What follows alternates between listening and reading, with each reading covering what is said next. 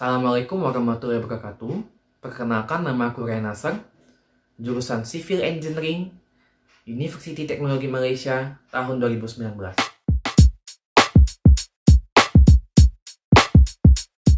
Aku akan menjelaskan sedikit jurusan teknik sipil pada umumnya. Yang pertama, aku akan menjelaskan sedikit tentang jurusan teknik sipil itu sendiri. Sebenarnya menurut aku secara gampangnya, jurusan teknik sipil ini akan digunakan disiplin ilmunya dalam hal pembangunan, pra-pembangunan, pelaksanaan pembangunan, dan pasca pembangunannya. Pra-pembangunan, disiplin ilmu teknik sipil kita akan melakukan pemetaan, survei wilayah, pengukuran tanah, jenis tanah, dan lain sebagainya. Pada pelaksanaan pembangunannya, kita harus menghitung budget, anggaran pelaksanaannya, bahan-bahan yang cocok digunakan untuk pembangunan, dan juga bagaimana caranya kita mengatur proses pembangunan itu agar berjalan tepat pada waktunya. Yang terakhir, pasca pembangunan.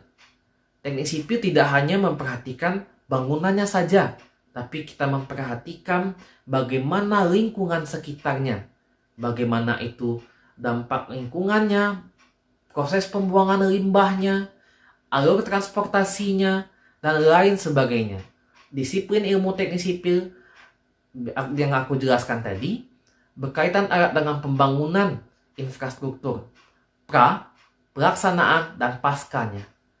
Makanya aku bilang jurusan teknik sipil ini begitulah aku mengartikannya. Yang kedua, jurusan teknik sipil di UTM terdiri dari 3 program studi.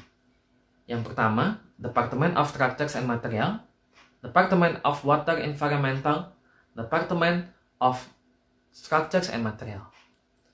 Nah, dari ketiga rumpun prodi ini, atau 3 rumpun departemen ini, kita akan mempelajarinya dalam kurun waktu 4 tahun. Tapi, untuk final year project kita, atau kita lebih kenal dengan nama skripsi, kita hanya mengambil 1 dari 3 rumpun prodi itu yang akan kita jadikan sebagai tema besar dalam skripsi kita atau final year project nantinya.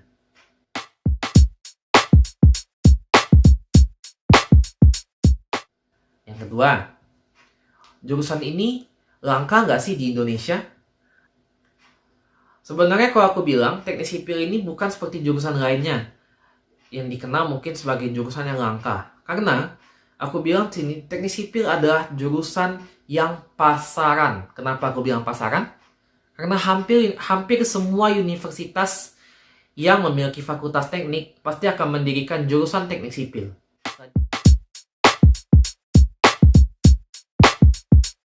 Selanjutnya yang ketiga, skill apa sih yang harus diperlukan untuk menjadi mahasiswa teknik sipil?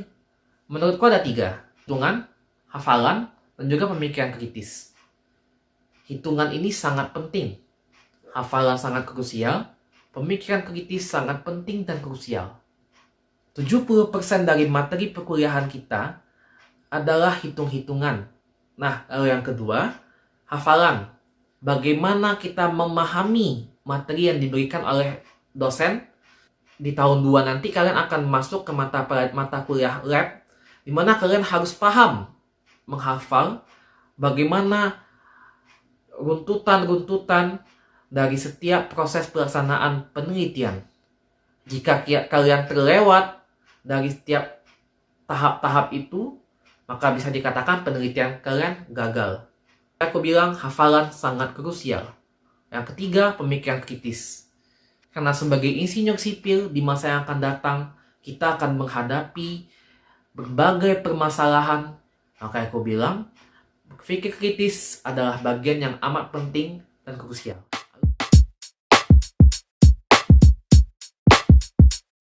Banyak gak sih pelajaran SMA yang dibahas di masa kuliah ini? Jawabanku, iya, banyak. Jurusan teknik sipil sangat berkorelasi dengan matematika dan fisika.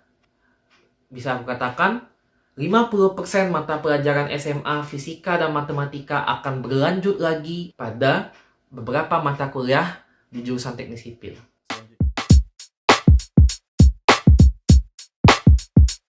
Selanjutnya, Apa sih yang harus aku siapin untuk menjadi mahasiswa teknik sipil?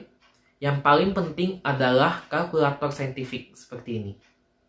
Jadi aku tegaskan, tolong tanyakan dulu ke dosen kalian spesifikasi apa, standar apa yang diperlukan untuk kalkulator yang akan digunakan untuk perkuliahan. Selanjutnya, apa sih pesan-pesan aku untuk mahasiswa baru ya? Mahasiswa baru angkatan 2020, yang paling penting bagi kalian, jangan malu bertanya.